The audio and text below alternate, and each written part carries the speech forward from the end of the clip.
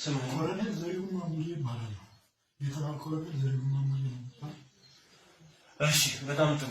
አሁን ቅድም ጠይቄ በደንብ ስላልተመለሰ አሁን እንድገምልና ሁለት ጥያቄዎች። አንደኛው እንዳልኩ የመከላከያ ሰራዊት ናችሁ ድንበር መጠበቅ ሲገባችሁ ወደ እንዲገቡ ተደርጋችኋል። እሱ አንድ። ሁለተኛ እስካሁን ከልምድ ካካበትከው አንፃር የራሱን ህዝብ በድሮን የመታ የመጀመሪያው መንግስት ነው ማለት ይቻላል። አንተ የምታውቀው ተሞክሯል እስካሁን የራሱን ህዝብ በድሮን የመታ እና ይሄንስ አሁን እንዴት ነው የምትገመግመው? እኔ በአጠቃላይ መንግስት አሁን እያደረገ ያለው ነገር ተገቢ አይደለም። ለምን መሰለህ?